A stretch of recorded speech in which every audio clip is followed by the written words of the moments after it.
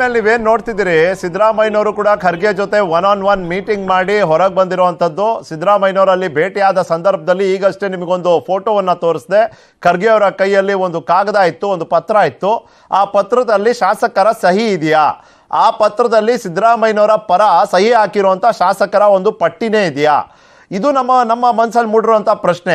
ಯಾಕೆ ಮೂಡಬಾರ್ದು ಅಂತ ಈ ಸಂದರ್ಭದಲ್ಲಿ ಇತ್ಯರ್ಥ ಮಾಡೋದಕ್ಕೆ ಇದು ಒಂದು ಆಧಾರ ಆಗ್ಬೋದು ಅನ್ನೋ ನಿಟ್ಟಲ್ಲಿ ಸಿದ್ದರಾಮಯ್ಯನವ್ರು ಏನಾದರೂ ಆ ಪತ್ರವನ್ನು ಕೊಟ್ರ? ಇದೆಲ್ಲದ್ರ ನಡುವೆ ಮೊದಲನೇ ಬಾರಿ ಅಲ್ಲ ಇದು. ಒಂದು ಸಂದರ್ಶನದ ವೇಳೆ ಇದೇ ನ್ಯೂಸ್ 18ನಲ್ಲಿ ಇದೇ ಟು ದ ಪಾಯಿಂಟ್ನಲ್ಲಿ ನಾವು ಚರ್ಚೆ ಮಾಡಿದ್ದೀವಿ. ಖರ್ಗೆ ಅವರು CM ಆಗ್ಬಿಡ್ತಾರ, ಇಬ್ಬರ ಜಗಳದಲ್ಲಿ ಮೂರನೇ ಅವ್ರಿಗೆ ಲಾಭ ಆಗುತ್ತಾ ಅಂತ. ಒಂದು, ಖರ್ಗೆ ಅವರ ವರ್ಚಸ್ಸು ಅನುಭವವನ್ನು ಯಾರು ಅದನ್ನ ವಿರೋಧ ಮಾಡ್ಲಿಕ್ಕೆ ಸಾಧ್ಯನೇ ಇಲ್ಲ. ಆದರೆ ಈ ಸಂದರ್ಭದಲ್ಲಿ ಅವರು AICC ರಾಷ್ಟ್ರೀಯ ಅಧ್ಯಕ್ಷರಿದ್ದಾರೆ. ಆ ಜವಾಬ್ದಾರಿ ಹೋಲಿಕೆ ಅಂತಲ್ಲ, ಅದು ತುಂಬ ದೊಡ್ಡ ಜವಾಬ್ದಾರಿನೇ. ಹೀಗಿದ್ದಾಗ ಅಲ್ಲಿ ಬಿಟ್ಟು ಇಲ್ಲಿ ಬರುವಂಥದ್ದು ಸದ್ಯದ ಪರಿಸ್ಥಿತಿಯನ್ನು ಶಮನಗೊಳಿಸೋದಕ್ಕಾಗಿ ಇದೂ ಒಂದು ಸೂತ್ರನ DKC ಉರುಳಿಸಿದ್ದಾರೆ. ಈ ಥರದ ಒಂದು ಹೊಸ ದಾಳ.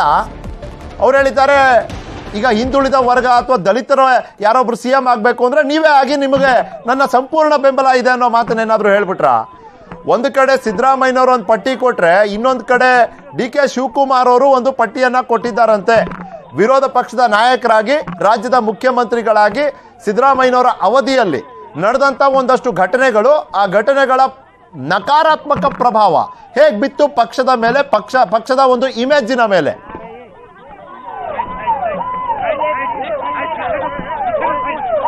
ಖರ್ಗೆ ಅವರ ನಿವಾಸದ ಆಚೆ ನಡೀತಿರುವಂತಹ ಬೆಳವಣಿಗೆಗಳನ್ನ ನೀವು ನೋಡ್ತಿದ್ದೀರಿ. ಸಿದ್ದರಾಮಯ್ಯನವರು ಹೊರಗೆ ಬಂದಿರುವಂಥದ್ದು. ಈಗ ನನ್ನ ಮನಸ್ಸಲ್ಲಿ ಮತ್ತೊಂದು ಪ್ರಶ್ನೆ, DK ಶಿವಕುಮಾರ್ ಅವರು ಕೊಟ್ಟಂತ ಪಟ್ಟಿಯನ್ನ ಸಿದ್ದರಾಮಯ್ಯನವ್ರು ಬಂದಾಗ ಹಿಡಿದುಕೊಂಡು ಕೂತಿದ್ರ ಖರ್ಗೆ ಅವರು, ಅಥವಾ ಅದು ಕೊಟ್ಟಿದ್ದು ಸಿದ್ದರಾಮಯ್ಯನವರ ಒಂದು ಪಟ್ಟಿನ? ಮಾತನಾಡಬೇಡಿ ಅಂತ ಹೇಳ್ದಂಗಿದೆ. DK ಶಿವಕುಮಾರ್ ಅವರು ಕೂಡ ಖರ್ಗೆ ಅವರ ನಿವಾಸದ ಹೊರಗೆ ಬಂದಾಗೆ 1-to-1 ಮೀಟಿಂಗ್ ನಂತರ ಅವರು ಕೂಡ ಮಾಧ್ಯಮಗಳಿಗೆ ಪ್ರತಿಕ್ರಿಯೆಯನ್ನ ನೀಡಲಿಲ್ಲ. ಇಲ್ಲಿ ಸಿದ್ದರಾಮಯ್ಯನವರು ಕೂಡ ಕಿಟಕಿಯನ್ನ ಇಳಿಸದೇ ಇರೋದನ್ನ ನೋಡ್ತಾ ಇದ್ರೆ ಇವರು ಕೂಡ ಪ್ರತಿಕ್ರಿಯೆ ನೀಡುವಂಥ ಸಾಧ್ಯತೆಗಳು ಬಹಳ ಕಡಿಮೆ, ಇನ್ಫ್ಯಾಕ್ಟ್ ಸಾಧ್ಯತೆ ಇಲ್ಲ ಅಂತ ಕಾಣಬರ್ತಿದೆ. ಇಡೀ ದೇಶದ ಗಮನವನ್ನು ಸೆಳೆದಿರುವಂತಹ ಕಾಂಗ್ರೆಸ್ಸಿನ ಮುಖ್ಯಮಂತ್ರಿ ನಿರ್ಧಾರ. ಕರ್ನಾಟಕ ರಾಜ್ಯದ ಮುಖ್ಯಮಂತ್ರಿ ಯಾರು ಆಗ್ತಾರೆ ಅನ್ನೋ ಕುತೂಹಲ ಇಡೀ ದೇಶವನ್ನೇ ಆವರಿಸ್ಕೊಂಡ್ಬಿಟ್ಟಿದೆ. ಇಲ್ಲಿನ ನಿರ್ಧಾರ ಬೇರೆ ಬೇರೆ ಕಡೆ ಬೇರೆ ಬೇರೆ ರೀತಿಯಲ್ಲಿ ಪ್ರಭಾವ ಬೀರುತ್ತಾ? ಪ್ರಶ್ನೆ. ಅನ್ಯ ರಾಜ್ಯಗಳ ಕಾಂಗ್ರೆಸ್ ಘಟಕಗಳ ನಿಲುವೇನು? ಆ ನಿಲುವಿನ ಆಧಾರದ ಮೇಲೆ ಆಗುತ್ತಾ ಇಲ್ಲಿ ನಿರ್ಧಾರ? ಪ್ರಶ್ನೆ. ಮಾನದಂಡಗಳು: ಜನಪ್ರಿಯತೆ, ವಿಶ್ವಾಸಾರ್ಹತೆ, ಅನುಭವ, ಪರಿಶ್ರಮ. ಒಂದಕ್ಕೊಂದಕ್ಕೆ ಹೋಲಿಕೆ ಮಾಡ್ಕೊಂಡು ಹೋದ್ರೆ ಒಂದಕ್ಕೊಂದು ಕ್ಯಾನ್ಸಲ್ ಆಗಿಬಿಡುತ್ತಲ್ಲ. ಯಾರ ಕೈಯಲ್ಲಿದೆ ನಿರ್ಧಾರದ್ದು ಆ ಚುಕ್ಕಾಣಿ? ನಿರ್ಧಾರ ಮಾಡುವಂಥ ಅಧಿಕಾರದ ಚುಕ್ಕಾಣಿ ಈಗ ಸದ್ಯದ ಸಂದರ್ಭದಲ್ಲಿ ಯಾರ ಕೈಯಲ್ಲಿದೆ? ಅದು ಮಲ್ಲಿಕಾರ್ಜುನ್ ಖರ್ಗೆ ಅವ್ರು ಮಾಡ್ತಾರೋ, ಅಥವಾ ಹೈಕಮಾಂಡ್ ಮೇಲೆ ಇನ್ನೊಂದು ಹೈಯೆಸ್ಟ್ ಕಮಾಂಡ್ ಇದೆಯಲ್ಲ, ಆ ಹೈಯೆಸ್ಟ್ ಕಮಾಂಡಿಂದ ನಿರ್ಧಾರ ಆಗುತ್ತೋ? ಕಾದ್ ನೋಡಬೇಕಿದೆ.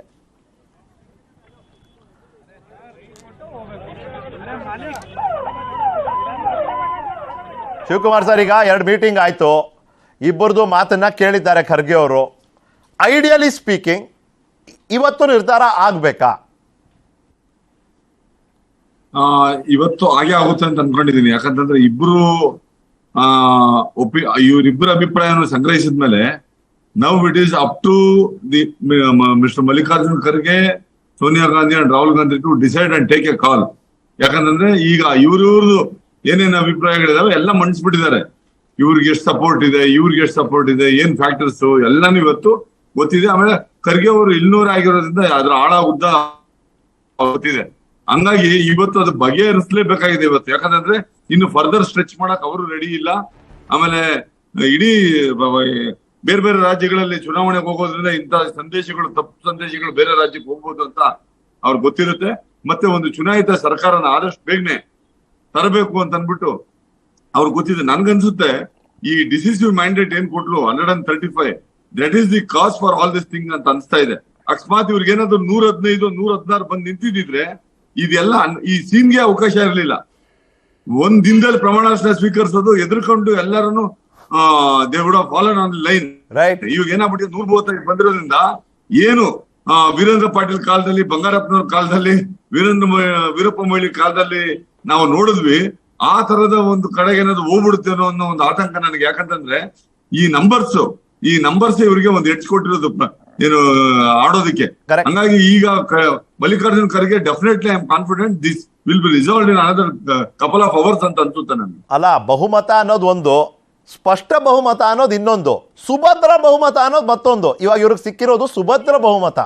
ನೀವು ಹೇಳ್ದಂಗೆ ಶಿವಕುಮಾರ್ ಸರ್, 135 ಬಂದಿರಲಿಲ್ಲ ಅಂದರೆ ಇಮಿಡಿಯೇಟ್ ಆಗಿ ಪ್ರಮಾಣ ವಚನ ಸ್ವೀಕಾರ, ಸರ್ಕಾರ ರಚನೆ, ಅವರ ಶಾಸಕರನ್ನ ಒಂದು ಗುಂಪಾಗಿ ಹಿಡಿದಿಟ್ಕೊಳ್ಳುವಂಥ ಪ್ರಯತ್ನ. ಐಶ್ವರ್ಯ, ನೀವೇನು ಹೇಳ್ತೀರಿ? 135 ಈಸ್ ದ ಪ್ರಾಬ್ಲಮ್?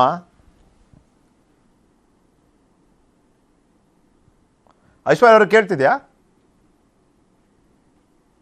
ಕೇಳಿಸ್ತಾ ಇದ್ದ? ಕೇಳ್ತಿದೆ ಐಶ್ವರ್ಯ, ಹೇಳಿ. ಅಲ್ಲ, ಇವತ್ ಏನಾಗೋಗಿದೆ ಅಂದ್ರೆ same damned if you do damned if you don't. 113 ಬಂದಿದ್ರೂನು ತೊಂದ್ರೆ, 135 ಅಂತ ದೊಡ್ಡ ಅಂತರದಲ್ಲಿ ನಾವು ಗೆದ್ಕೊಂಡ್ ಬಂದಿರೋದು ಇವತ್ ತೊಂದ್ರೆ ಆಗ್ತಾ ಇದೆ ಅಂತ ಮಾಧ್ಯಮಗಳು ಹೇಳ್ತಾ ಇರೋದು ಬಹಳ ಏನಂತೀನಿ ಅಮ್ಯೂಸಿಂಗ್ ಆಗಿದೆ. ನಿಖಿಲ್ ಅವರೇ, ಅಲ್ಲ, ತೊಂದರೆ ಇಲ್ಲ ಅಂದ್ರೆ ಅಲ್ಲ, ನಿಮ್ಗೆ ಇಷ್ಟು ಒಂದು ಸುಭದ್ರ ಬಹುಮತ ಸಿಕ್ತಲ್ಲ. ನಾನು ಹೇಳ್ತಾ, there are 3 types of majority. There is majority, simple majority and secure majority. ನಿಮಗೆ ಸಿಕ್ಕಿರೋದು ಸೆಕ್ಯೂರ್ ಮೆಜಾರಿಟಿ.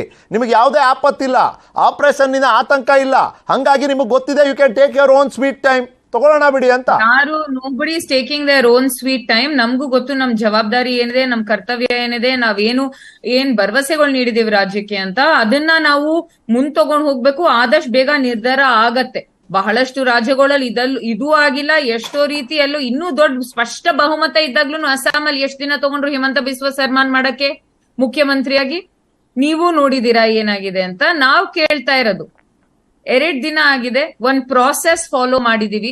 ಆದಷ್ಟು ಬೇಗ ನಾವು ನಿಮ್ಗೆ ಎಲ್ಲಾರು ಜೊತೆ ಕರ್ಕೊಂಡು ಹೋಗಿ ಒಂದು ಏನಂತೀನಿ ಸಚಿವ ಸಂಪುಟ ಆಗಿರ್ಬೋದು, ಒಂದ್ ಮುಖ್ಯಮಂತ್ರಿ ಆಗಿರ್ಬೋದು, ಆದಷ್ಟು ಬೇಗ ಪ್ರಮಾಣ ವಚನ ಸ್ವೀಕಾರ ಮಾಡಿ ನಾವು ಕೆಲಸ ಮತ್ತೆ ನಮ್ ಜವಾಬ್ದಾರಿಯನ್ನ ನಿಭಾಯಿಸೋದನ್ನ ಶುರು ಮಾಡ್ತೀವಿ. ಆದ್ರೆ ನಿಖಿಲ್ ಅವರೇ, ನಾನ್ ನಿಮ್ಗೆ ಒಂದ್ ಪಾಯಿಂಟ್ ನಾನು ಹೇಳಲೇಬೇಕು. ಬಿಜೆಪಿ ಅವರೆಲ್ಲ ಬಹಳಷ್ಟು ಮಾತಾಡಿದ್ರು. ಪ್ರಜಾಪ್ರಭುತ್ವದಲ್ಲಿ ಸರ್ಕಾರ ಎಷ್ಟು ಮುಖ್ಯನೋ ಅದ್ರೊಳಗೆ ಆಪೋಸಿಷನ್ ಅಷ್ಟೇ ಮುಖ್ಯ. ಇದೆಲ್ಲ ಬಂದ್ ನಮಗ್ ಮಾತಾಡ್ತಾರಲ್ಲ, ಇವ್ರುಗಳು ಶಾಸಕಾಂಗ ಪಕ್ಷದ ಸಭೆನೇ ಕರ್ದಿಲ್ಲ. ಇವ್ರುಗಳು ಇನ್ನು ಯಾರ್ ಎಲ್ ಕೂತ್ಕೋತಾರಂತ ನಿರ್ಧಾರ ಮಾಡಿಲ್ಲ. ಆದ್ರೆ ಬಂದು ನಮ್ಗೆ ದೊಡ್ಡ ಪ್ರವಚನವನ್ನ ನೀಡೋದ್ ಶುರು ಮಾಡಿದ್ದಾರೆ. ಆಪೋಸಿಷನ್ ಆಗಿ ಇಲ್ಲ, ಆಪೋಸಿಷನ್ ಸರ್ಕಾರ ಎಷ್ಟ್ ಮುಖ್ಯನೋ ತೀವ್ರವಾದ ಏನಂತೀನಿ ಸ್ಟ್ರಿಕ್ಟ್ ಆದ ಮತ್ತೆ ಸ್ಟ್ರಾಂಗ್ ಆದ ಆಪೋಸಿಷನ್ ಅಷ್ಟೇ ಮುಖ್ಯ. ನಿಖಿಲ್ ಅವರೇ, ಕಾಂಗ್ರೆಸ್ ಪಕ್ಷ ವಿರೋಧ ಪಕ್ಷದಲ್ಲಿ ಕೂತ್ಕೊಂಡಾಗ ಏನ್ ಮಾಡ್ತು? ಈ ದೊಡ್ಡ ಭ್ರಷ್ಟ ಬಿಜೆಪಿ ಸರ್ಕಾರನ ತರಲಿಲ್ವಾ? Hold a government accountable. ನಾವು 4 ವರ್ಷ ನಾವು ವಿರೋಧ ಪಕ್ಷವಾಗಿ ಕೂತ್ಕೊಂಡು ನಾವು ಮಾಡಿರೋ ಕೆಲ್ಸಕ್ಕೆ ಪ್ರತಿಫಲ 135. ಬಿಜೆಪಿ ಅವ್ರು ಇವತ್ತು JDS ಅವ್ರ ಜೊತೆ ಏನ್ ಮೈತ್ರಿ ಮಾಡ್ಕೊಂಡ್ರು ನಮ್ ಹತ್ರ ಬರಕ್ಕಾಗಲ್ಲ. ಆದ್ರೆ ನಿಮ್ ಕೊಟ್ಟಿರೋ ಅವಧಿಯಲ್ಲಿ ಅಟ್ ಲೀಸ್ಟ್ ಒಂದು ಅಕೌಂಟಬಲ್ ರೆಸ್ಪಾನ್ಸಿಬಲ್ ವಿರೋಧ ಪಕ್ಷವಾಗಾದ್ರೂ ಕೂತ್ಕೊಳ್ಳಿ, ಜನರಿಗಾದ್ರೂ ಆ ರೀತಿ ಆದ್ರೂ ಸೇವೆ ಮಾಡಿ. 5 ವರ್ಷದಲ್ಲಂತೂ ಮಾಡಿಲ್ಲ ನೀವುಗಳು ಅಂತ ನಾನು ಹೇಳಕ್ ಇಷ್ಟಪಡ್ತೀನಿ. ರೈಟ್ ಮಹೇಶ್ ಅವ್ರು, ಹೇಳಿ ಅಶ್ವಿನ್. ಐಶ್ವರ್ಯ ಅವ್ರೆ, ಏನ್ ಗೊತ್ತಾ, ನಮ್ಗೇನು ಬೇಗ ಇವತ್ತೇ ಅನೌನ್ಸ್ ಮಾಡಿ ಅಂತ ಏನು ಕೇಳ್ತಿಲ್ಲ. ರಾಜ್ಯದ ಹಿತದೃಷ್ಟಿಯಿಂದ ಮಾಡಿ, ಸಾಧ್ಯವಾದಷ್ಟು ಬೇಗ ಅನೌನ್ಸ್ ಮಾಡಿ. ಏನಕ್ಕೆ ಅಂದರೆ ಇಡೀ ರಾಜ್ಯದ ಜನತೆ ಕಾಯ್ತಿದ್ದಾರೆ. ಅವ್ರು ಕಾಯ್ತಿರೋದು ಸಿದ್ದರಾಮಣ್ಣ CM ಆಗಬೇಕು, ಇಲ್ಲ DK ಶಿವಕುಮಾರ್ ಆಗಬೇಕು. ಯಾಕೆ ಐಶ್ವರ್ಯ ಅವರೇ CM ಆದರೂ ನಮಗೇನಿಲ್ಲ, ನೀವು CLPಗೆ ಏನು ಬೆಲೆ ಕೊಟ್ಟಿಲ್ಲ ಅಂತ ಗೊತ್ತಾಯ್ತು 2 ದಿನದಲ್ಲಿ. ಜನಗಳು ಕಾಯ್ತಿರೋದು ಗ್ಯಾರಂಟಿನ ಕಾಯ್ತಿದ್ದಾರೆ. 1 ವಾರ ಅಲ್ಲ, 1 ತಿಂಗಳು ತಗೊಳ್ಳಿ ಮೇಡಮ್, ಕಾಯ್ತೀವಿ. ಎಲ್ಲ ಜನರು ಕಾಯ್ತಿದ್ದಾರೆ, ಹೆಣ್ಮಕ್ಳು ಕಾಯ್ತಿದ್ದಾರೆ, ಯುವಕರು ಕಾಯ್ತಿದ್ದಾರೆ. ಇಡೀ ರಾಜ್ಯದ ಮನೆಗಳು 200 ಯೂನಿಟ್ ಕೊಡ್ತೀರಾ ಅಂತ ಕಾಯ್ತಿದ್ದಾರೆ. ನೀವು ಕೊಟ್ಟಿಲ್ಲ ಅಂದಾಗ ನೀವು ಕೊಟ್ರೆ ನಾವು ಖುಷಿ ಪಡ್ತೀವಿ, ಕೊಟ್ಟಿಲ್ಲ ಅಂದ್ರೆ ನಾವು ಬೀದಿಗೆ ಹೇಗೆ ತರೋದು ಅಂತ ನಮಗೂ ಗೊತ್ತಿದೆ. ಅದಕ್ಕೋಸ್ಕರ ಕಾಯ್ತಿದೀವಿ ಅಷ್ಟೇ. ಬಿಟ್ರೆ ಮೇಡಮ್ ಯುವಕರು ಪಾಪ ನಿರುದ್ಯೋಗ 1,000 ರೂಪಾಯಿಗೆ, ಡಿಪ್ಲೊಮಾದಾರರು 1,500, ಗೃಹಿಣಿಯರಿಗೆ 2,000 ರೂಪಾಯಿ, 200 ಯೂನಿಟ್ ಯಾವಾಗ ಫ್ರೀ? ಎಕ್ಸಾಕ್ಟ್ಲಿ. ಬಸ್ ಪ್ರಯಾಣ. ಐಶ್ವರ್ಯ ಅವ್ರು ನೋಡಿ, ಈಗ ಐಶ್ವರ್ಯ ಅವರು ಯಾವ್ದು ಯೂನಿವರ್ಸಿಟಿ ಅಲ್ಲ ಮೇಡಮ್, ಯೂನಿವರ್ಸಿಟಿ ಅಲ್ಲ, ದಯವಿಟ್ಟು ಅವ್ರ ಪ್ರಣಾಳಿಕೆ. ನೀವ್ ಯಾಕೆ ವಾಟ್ಸ್ಆಪ್ ಯೂನಿವರ್ಸಿಟಿ ಅಂತ ಹೇಳ್ತಾರೆ ನೋಡಿ. ಐಶ್ವರ್ಯ ಹೇಳಿ. ನಿಖಿಲ್ ಅವರೇ,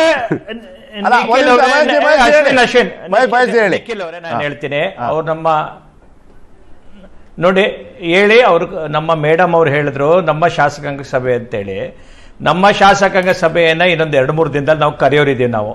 ನಾವು ಕಾಂಗ್ರೆಸ್ಸಿಗರ ಏನು ಈಗ ಮುಖ್ಯಮಂತ್ರಿ ಆಗೋದು ಆಧಾರದ ಮೇಲೆ ಒಂದು ರಚನಾತ್ಮಕವಾದಂತ ಒಂದು ವಿರೋಧ ಪಕ್ಷವಾಗಿ ಅತ್ಯಂತ ಪ್ರಬಲ ಒಬ್ಬ ವಿರೋಧ ಪಕ್ಷದ ನಾಯಕರನ್ನು ನಾವು ಕೊಡೋರಿದ್ದೇವೆ. ನಾವು ಕಾಂಗ್ರೆಸ್ಸಿಗರ ಏನೆಲ್ಲ ಭ್ರಷ್ಟತೆ ಇದೆ, ಅವರೆಲ್ಲ ವಾಗ್ದಾನ ಇದೆ, ಪ್ರತಿದಿನ ಸಂಘರ್ಷದ ಹೋರಾಟದ ಜೊತೆ ನಮ್ಮ ಕಾರ್ಯ ಇರುತ್ತೆ. ಯಾವುದೆಲ್ಲ ಒಳ್ಳೆಯ ಕೆಲಸ ಮಾಡ್ತಾರೆ ಅವ್ರಿಗೆ ಸಹಕಾರವನ್ನು ಕೊಡ್ತೇವೆ. ನಮಗೆ ಏನು ಯೋಚನೆ ಮಾಡುವುದಂತವ್ರು ಇಷ್ಟೊಂದು ಸದೃಢವಾದಂತ ಒಂದು ಈಸಿ ಟು ಬಿಸ್ನೆಸ್ ಮಾಡ್ಲಿಕ್ಕೆ ಇರ್ತಕ್ಕಂಥ ವಾತಾವರಣ, ಇಷ್ಟೊಂದು ಒಳ್ಳೆ ಇನೋವೇಟಿವ್ ಐಡಿಯಾಸ್ ಅಲ್ಲಿ ಸರ್ಕಾರವನ್ನ ಮಾಡಿರ್ತಕ್ಕಂಥದ್ದು, ನೀತಿ ಆಯೋಗದ ಪ್ರಶಂಸೆಯನ್ನು ಪಡೆದಿರ್ತಕ್ಕಂಥದ್ದು, ಇವೆಲ್ಲವೂ ಎಲ್ಲಿ ಹಾಳಾಗ್ಬಿಡ್ತದೆ ಅದು ಆತಂಕ ನಮಗೆ. ಕರ್ನಾಟಕದಲ್ಲಿ ನಿರ್ಮಾಣ ಆಗಿರ್ತಕ್ಕಂಥ ಸುಮಾರು 50ಕ್ಕೂ ಹೆಚ್ಚು ಯೂನಿಕಾರ್ನ್ಗಳ ಕಥೆ ಏನು? ಇವರ ಈ ಒಂದು ಫ್ರೀ ಬೀಸ್ ಕಾರಣಕ್ಕೋಸ್ಕರ, ಈ ಗ್ಯಾರಂಟಿಗಳ ಕಾರಣಕ್ಕೋಸ್ಕರ ಇಡೀ ದೇಶದಲ್ಲಿ ಇಷ್ಟೊಂದು ಸದೃಢ ಆರ್ಥಿಕ ಸ್ಥಿತಿ ಇದ್ದಂತ ಕರ್ನಾಟಕದ ಪರಿಸ್ಥಿತಿ ಎಲ್ಲಿಗೆ ತೆಗೆದುಕೊಂಡು ಹೋಗ್ತಾರೆ ಅಂತಕ್ಕಂಥ ಆತಂಕವು ಕೂಡ ನಮಗೆ ಮನೆ ಮಾಡಿರುವಂತ ಕಾಲಘಟ್ಟದೊಳಗಡೆ ಆದಷ್ಟು ಬೇಗ ನೀವು ಮಾಡಿ, ಅದೇನೆಲ್ಲ ಮಾಡ್ತೀರಿ ನೋಡೋಣ. ಆದ್ರೆ ಯಾವ ಕಾರಣಕ್ಕೂ ಭಾರತದ ವಿಕಾಸ ಜೊತೆ ಕರ್ನಾಟಕದ ವಿಕಾಸ ಆಗಬೇಕಾಗಿದೆ. ಆ ವಿಕಾಸ ಆಗೋ ಘಟ್ಟದೊಳಗಡೆ ಆದಷ್ಟು ಬೇಗ ಆಗ್ಲಿ ಅನ್ನೋದು ಬಿಟ್ರೆ ನಮ್ಗೆ ಕಾಂಗ್ರೆಸ್ಸಿನ ಆಂತರಿಕ ವಿಚಾರದೊಳಗಡೆ ಎಳ್ಳಷ್ಟು ಆಸಕ್ತಿ ಇಲ್ಲ. ಆದ್ರೆ ಒಂದಂತೂ ಸತ್ಯ, ಡಿ.ಕೆ. ಶಿವಕುಮಾರ್ ಅವರು ಎಸ್.ಎಂ. ಕೃಷ್ಣ ಅವರು ಆದ ನಂತರ ನಾನೊಬ್ಬ ಒಕ್ಕಲಿಗ ಮುಖ್ಯಮಂತ್ರಿ ಆಗ್ಬೇಕು ಅಂತ ಹೇಳ್ತಾರೆ. ಪರಮೇಶ್ವರ್ ಅವರು ನಾನೊಬ್ಬ ದಲಿತ ಮುಖ್ಯಮಂತ್ರಿ ಆಗ್ಬೇಕು ಅಂತ ಹೇಳ್ತಾರೆ. ಇವರು ಕಣ್ಣೀರ್ ಸುರಿಸಿದಂತ ವೀರೇಶ್ ಅವರು ಅತಿ ಹೆಚ್ಚಿಗೆ ಕಟ್ಟಿದ್ರೆ ಅವ್ರು ನಾವು ಆಗ್ಬೇಕು ಅಂತಾರೆ. ಕುರುಬ ಸಂಘದ ಅಧ್ಯಕ್ಷರು ಪತ್ರಿಕಾಗೋಷ್ಠಿ ಮಾಡ್ತಾರೆ, ಒಕ್ಕಲಿಗ ಸಂಘದ ಅಧ್ಯಕ್ಷರು ಪತ್ರಿಕಾಗೋಷ್ಠಿ ಮಾಡ್ತಾರೆ. ಜಾತಿ ಮಧ್ಯದಲ್ಲಿ ಈ ತರದ ಒಂದು ಸಂಘರ್ಷ, ಒಂದು ದುಗುಡ ನಿರ್ಮಾಣ ಆಗ್ತಾ ಇರೋದು ಒಂದು ಎಂಡ್ ಆಗ್ಬೇಕು, ಅದು ಕೊನೆ ಆಗ್ಬೇಕು ಅಂತಂದ್ರೆ ಆದಷ್ಟು ಬೇಗ ಮಂತ್ರಿಮಂಡಲ ಆಗ್ಬೇಕು, ಆದಷ್ಟು ಬೇಗ ಸರ್ಕಾರದ ರಚನೆ ಆಗ್ಬೇಕು. ಅದು ಬಿಟ್ಟರೆ ಬೇರೆ ಇನ್ಯಾವ ಅಂಶನೂ ಇಲ್ಲ. ಮತ್ತೆ ಅಶ್ವಿನ್ ಅವರು ಹೇಳಿದಂಗೆ ಭಾಗ್ಯಗಳಾಗ್ಬಿಟ್ಟು ಜನರನ್ನ, ಕರ್ನಾಟಕವನ್ನ ಭಾಗ್ಯದೋದಾತಕರಾಗಬೇಕು, ಭಾಗ್ಯ ವಿಧಾತ ಕರ್ನಾಟಕ ಆಗಬೇಕಲ್ಲ. ಇವ್ರದೆಲ್ಲ ಭಾಗ್ಯಗಳಿಂದ ಭಾಗ್ಯ ವಿಧಾತ ಆಗಿ ಬೆಳಗಬೇಕು ಕರ್ನಾಟಕ. ಆ ಬೆಳಗೋ ಕರ್ನಾಟಕವನ್ನ ನೋಡಬೇಕು ಅನ್ನೋ ಆಸೆ ಬಿಟ್ರೆ ಇನ್ಯಾವುದಿಲ್ಲ ನಮಗೆ. ಆಯ್ತು. ಈಗ ನಾನು ನನ್ನ ಅತಿಥಿಗಳಿಗೆಲ್ಲ ಕೇಳ್ತಿದ್ದೀನಿ, ಸ್ವಲ್ಪ ವೀಕ್ಷಕರು ಕೂಡ ಹೇಳ್ತಿದ್ದಾರೆ, ಕಂಟಿನ್ಯೂ ಮಾಡೋಣ ಇನ್ನೊಂದು 10 ನಿಮಿಷ ಚರ್ಚೆ ಆಗ್ಬೋದಾ? ಮಹೇಶ್ ಅವರೇ ನಿಮ್ಗೆ ಒಪ್ಪಿಗೆ ಇದ್ರೆ ಇನ್ನೊಂದು 10 ನಿಮಿಷ ಚರ್ಚೆ ಕಂಟಿನ್ಯೂ ಮಾಡ್ಬೋದಾ? ಶಿವಕುಮಾರ್ ಅವರು ಕೂಡ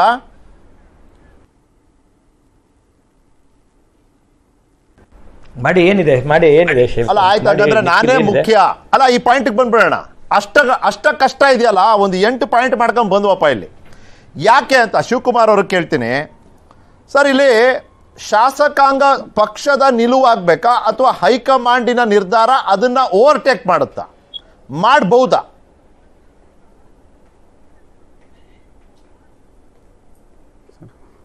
ಶಿವಕುಮಾರ್ ಅವ್ರು ಕೇಳ್ತಿದ್ಯಾ?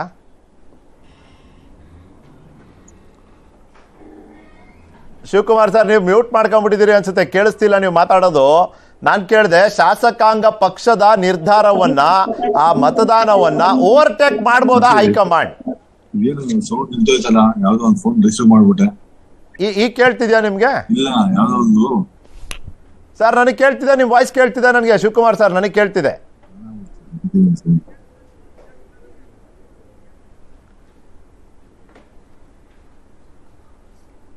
ಒಂದು ನಿಮಿಷ ಅದನ್ನು ಅವ್ರು ಸರಿಪಡಿಸ್ಕೊಂಡು ಮತ್ತೆ ಜಾಯ್ನ್ ಆಗಲಿ.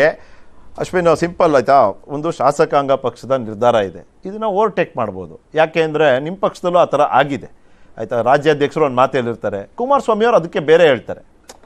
ಹೈಕಮಾಂಡ್ ಅನ್ನೋದು ಹೈಯೆಸ್ಟ್ ಕಮಾಂಡ್ ಅಂತ ಒಂದಿರುತ್ತೆ, ಎಲ್ಲ ಪಕ್ಷದಲ್ಲೂ ಇದೆ ಇವತ್ತಿನ ದಿನ.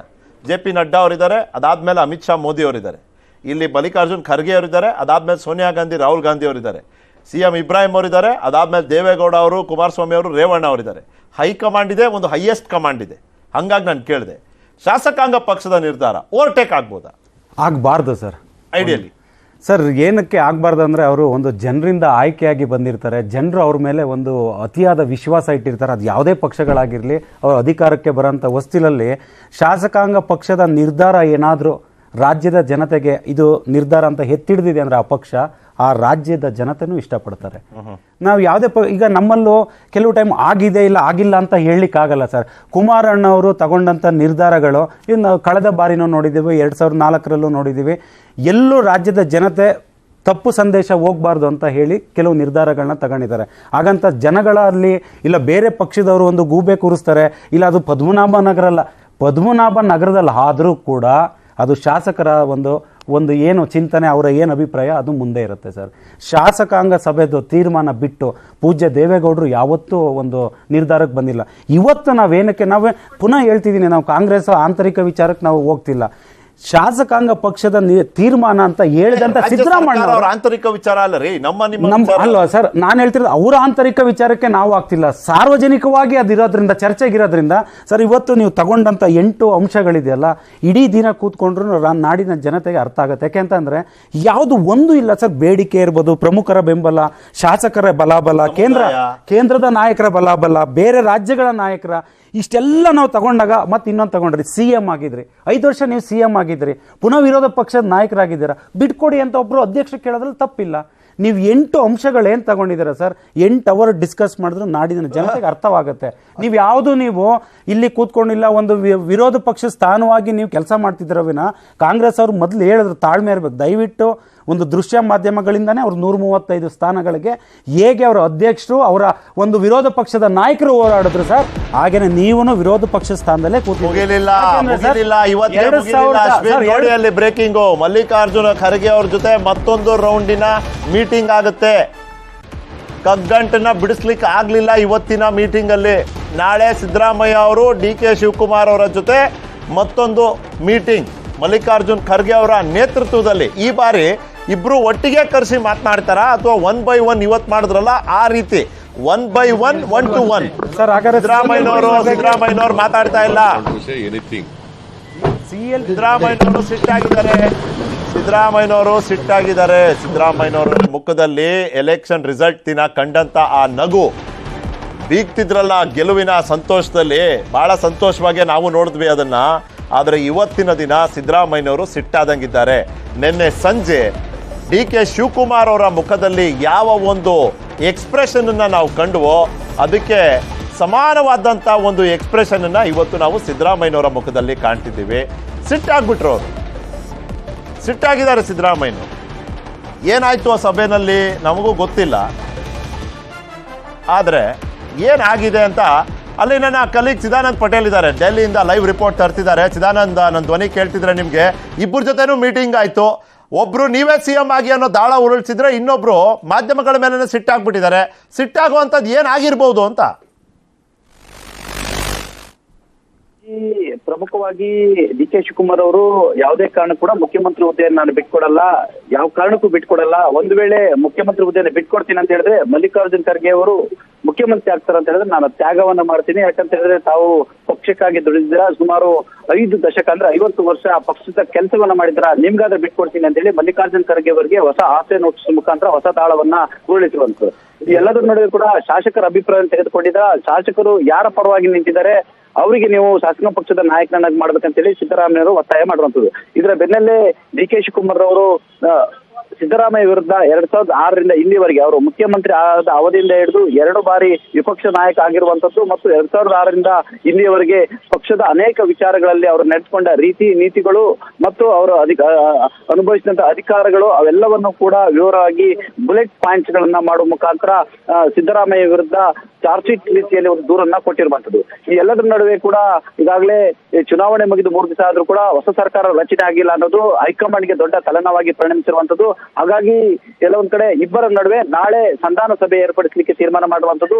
ಇವತ್ತು DK ಶಿವಕುಮಾರ್ ಮತ್ತು ಸಿದ್ದರಾಮಯ್ಯ ನಡುವೆ ನಡೆದಂತಹ ಮಾತುಕತೆಗಳು, ಅವರ ಅಭಿಪ್ರಾಯಗಳು ಮತ್ತು ಬೇಡಿಕೆಗಳ ಸಂಬಂಧಪಟ್ಟಿಗೆ ಮಲ್ಲಿಕಾರ್ಜುನ್ ಖರ್ಗೆ ಅವರು ರಾಹುಲ್ ಗಾಂಧಿ ಮತ್ತು ಸೋನಿಯಾ ಗಾಂಧಿ ಅವರ ಜೊತೆ ವಿಸ್ತೃತವಾಗಿ ಮಾತುಕತೆಯನ್ನ ನಡೆಸಿ ಇವರ ಬೇಡಿಕೆಗಳನ್ನು ಮತ್ತು ಇವರ ಅಭಿಪ್ರಾಯಗಳನ್ನು ಅವರ ಮುಂದೆ ಕೂಡ ಸಲ್ಲಿಸಲಿದ್ದಾರೆ. ಅದಾದ ಬಳಿಕ ರಾಹುಲ್ ಗಾಂಧಿ ಮತ್ತು ಸೋನಿಯಾ ಗಾಂಧಿ ಅಭಿಪ್ರಾಯನ ಪಡೆದು ನಾಳೆ ಸಿದ್ದರಾಮಯ್ಯ ಮತ್ತು DK ಶಿವಕುಮಾರ್ ಅವರನ್ನು ಇಬ್ಬರನ್ನು ಕೂಡ ಮುಖಸ್ತುತಿ ಒಂದೇ ವೇದಿಕೆಯಲ್ಲಿ ಕೂರಿಸಿ ಸಮಾಲೋಚನೆ ನಡೆಸಿ ಯಾರು ಮುಖ್ಯಮಂತ್ರಿ ಅಂತ ಹೇಳಿ ಘೋಷಣೆಯನ್ನ ಮಾಡಲಿದ್ದಾರೆ. ಆ ಮುಖಾಂತರ ಸದ್ಯ DK ಶಿವಕುಮಾರ್ ಕೂಡ ಪಟ್ಟಿ ಹಿಡಿದಿರುವಂತದ್ದು. ಇದರ ಬೆನ್ನಲ್ಲೇ ಸಿದ್ದರಾಮಯ್ಯ ಕೂಡ ಶಾಸಕರ ಅಭಿಪ್ರಾಯ ನನ್ನ ಪರವಾಗಿರ್ತಕ್ಕಂಥದ್ದು, ನನಗೆ ಬಹುಮತ ಇರ್ತಕ್ಕಂಥದ್ದು. ಹಾಗಾಗಿ ಸಾಮಾನ್ಯವಾಗಿ ಶಾಸಕಾಂಗ ಪಕ್ಷದ ನಾಯಕರಿಗೆ ಯಾರಿಗೆ ಬಹುಮತ ಇರ್ತಾರೆ ಅವರು ಶಾಸಕಾಂಗ ಪಕ್ಷದ ನಾಯಕರಾಗಿರ್ತಾರೆ. ಬಹುತೇಕ ಶಾಸಕರ ಅಭಿಪ್ರಾಯ ನನ್ನ ಪರವಾಗಿರ್ತಕ್ಕಂಥದ್ದು. ಹಾಗಾಗಿ 2024ರ ಲೋಕಸಭೆ ಚುನಾವಣೆ ಮತ್ತು ಮುಂಬರಲಿರ್ತಕ್ಕಂಥ BBMP, ತಾಲೂಕು ಪಂಚಾಯತಿ ಮತ್ತು ಜಿಲ್ಲಾ ಪಂಚಾಯತ್ ಚುನಾವಣೆ ಹಿತದೃಷ್ಟಿಯಿಂದ ನಾನು ಪಕ್ಷವನ್ನ ಅಧಿಕಾರಕ್ಕೆ ತರುವಲ್ಲಿ ಪ್ರಯತ್ನ ಮಾಡ್ತೀನಿ ಅಂತ ಈಗಾಗಲೇ ಮಲ್ಲಿಕಾರ್ಜುನ್ ಖರ್ಗೆ ಅವರಿಗೆ ಮನವಿ ಮಾಡುವಂಥದ್ದು. ಹಾಗಾಗಿ ನೋಡಿ, ಇಲ್ಲಿವರೆಗೂ ತಾವು ಯಾಕೆ ಮುಖ್ಯಮಂತ್ರಿ ಆಗಬೇಕು ಅನ್ನೋ ವಾದವನ್ನ ಮಂಡಿಸ್ತಾ ಇದ್ರು. ಆದ್ರೆ ಈ ಪೈಪೋಟಿಯ ತೀವ್ರತೆ ಮುಂದಿನ ಹಂತಕ್ಕೆ ಬೆಳೆದ್ಬಿಟ್ಟಿದೆ. ಈಗ ಬೇರೆಯವ್ರು ಯಾಕೆ ಆಗಬಾರ್ದು ಅನ್ನೋ ಒಂದು ಪ್ರಕ್ರಿಯೆ ಶುರು ಆಗೋಯ್ತು. ನೀವೇ ಹೇಳ್ತಿದ್ದೀರಿ, ಬುಲೆಟ್ ಪಾಯಿಂಟ್ಗಳ ಮೂಲಕ ಸಿದ್ದರಾಮಯ್ಯನವರ ಅವಧಿಯಲ್ಲಿ ಮುಖ್ಯಮಂತ್ರಿಗಳಾಗಿ ವಿರೋಧ ಪಕ್ಷದ ನಾಯಕರಾಗಿ ಯಾವ್ಯಾವ ರೀತಿಯ ತಪ್ಪುಗಳು ನಡೆದೋದ್ವ ಅವಧಿಯಲ್ಲಿ ಅನ್ನೋ ಮನವರಿಕೆಯನ್ನು ಮಾಡ್ಕೊಳ್ಳೋದ್ರ ಉದ್ದೇಶ ಏನು? ಅಲ್ಲಿಗೂ ಆ ಚಾರ್ಜ್ ಶೀಟಲ್ಲಿ ಕೊಟ್ಟಂತ ಪಾಯಿಂಟ್ಗಳ ಮಾಹಿತಿ ಏನಾದರೂ ಇದೆಯಾ? ಬೈರತಿ ಸುರೇಶ್ ಅವರನ್ನ MLC ಮಾಡೋ ವಿಚಾರದಲ್ಲಿ ಅವರು ಪಕ್ಷೇತರ ಅಭ್ಯರ್ಥಿ ಕಾಣ ಕೇಳಿದ್ರು. ಆ ಸಂದರ್ಭದಲ್ಲಿ ಕಾಂಗ್ರೆಸ್ನ ಶಾಸಕರೇ ಅವರ ಪರವಾಗಿ ಮತವನ್ನ ಹಾಕಿದ್ರು. ಪರೋಕ್ಷವಾಗಿ ಕಾಂಗ್ರೆಸ್ನ ಶಾಸಕರ ಮತ ಹಾಕಿಸುವ ಮುಖಾಂತರ ಅವರನ್ನ ಪರಿಷತ್ನ ಸದಸ್ಯನಾಗಿ ಮಾಡಿಸಿರುವಂತದ್ದು. ನಂತರ ವಿಪಕ್ಷ ಸ್ಥಾನ ಸಿಗ್ಲಿಲ್ಲ ಎಂಬ ಕಾರಣಕ್ಕಾಗಿ ಮತ್ತು CM ಇಬ್ರಾಹಿಂ ಅವರನ್ನ MLC ಮಾಡಿಲ್ಲ ಎಂಬ ಕಾರಣಕ್ಕಾಗಿ ತಮ್ಮ ವಿಪಕ್ಷ ಸ್ಥಾನಕ್ಕೆ ರಾಜೀನಾಮೆ ಕೊಡ್ಲಿಕ್ಕೆ ಮುಂದಾಗಿದ್ದು. ಇದು ಒಂಥರ ಪರೋಕ್ಷವಾಗಿ ಬ್ಲಾಕ್ ಮೇಲ್. ಕೊನೆಗೆ ಹೈಕಮಾಂಡ್ ಎಲ್ಲ ಒಂದ್ ಕಡೆ ಸಿದ್ದರಾಮಯ್ಯನವರು ರಾಜೀನಾಮೆಯನ್ನು ಕೊಟ್ರೆ ಇದು ದೇಶಾದ್ಯಂತ ದೊಡ್ಡ ಸುದ್ದಿ ಆಗುತ್ತೆ, ಪಕ್ಷದ ಇಮೇಜ್ಗೂ ಡ್ಯಾಮೇಜ್ ಆಗುತ್ತೆ ಕಾರಣಕ್ಕಾಗಿ ಕೊನೆಗೆ ಅಂತಿಮವಾಗಿ CM ಇಬ್ರಾಹಿಂ ಅವ್ರನ್ನ MLC ಮಾಡಿದಂಥದ್ದು. ಮತ್ತು 2013ರಿಂದ 2018ರವರೆಗೆ ಸಂಪೂರ್ಣವಾಗಿ ಅಧಿಕಾರದ ಅವಕಾಶವನ್ನು ಕೊಟ್ಟಿದ್ದು. ಇವ್ರ ಮೇಲೆ ಆ ಸಂದರ್ಭದಲ್ಲಿ ವಾಚ್ ಪ್ರಕರಣ ಸೇರಿದಂತೆ ಅನೇಕ ಪ್ರಕರಣಗಳ ಆರೋಪ ಬಂದರೂ ಕೂಡ ಯಾವುದೇ ರಾಜೀನಾಮೆ ಪಡಲಿಲ್ಲ.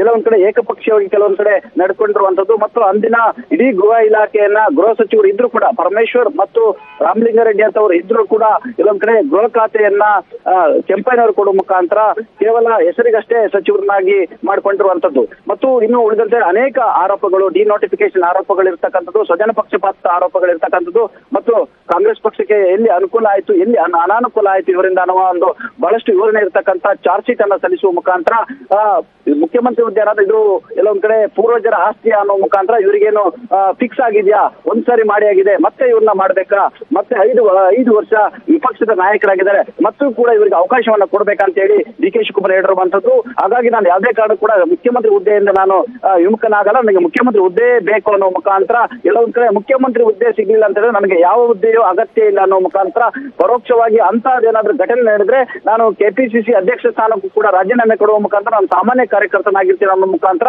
ಪರೋಕ್ಷವಾಗಿ ಹೈಕಮಾಂಡ್ ನಿರ್ಧಾರಕ್ಕೂ ಕೂಡ ನಾನು ಎಲ್ಲ ಒಂದ್ ಕಡೆ ತಿರುಗೇಟನ್ನ ಕೊಡ್ತೀನಿ ಮತ್ತು ಹೈಕಮಾಂಡ್ ನಿರ್ಧಾರವನ್ನು ಕೂಡ ಈ ರಾಜೀನಾಮೆ ಕೊಡುವ ಮುಖಾಂತರ ವಿರೋಧಿಸ್ತೀನಿ ಅನ್ನೋ ಮುಖಾಂತರ ಖರ್ಗೆ ಅವರು ಕೂಡ ಹೊಸ ಆಸೆಯನ್ನು ಹುಟ್ಟಿಸಿರುವಂತದ್ದು.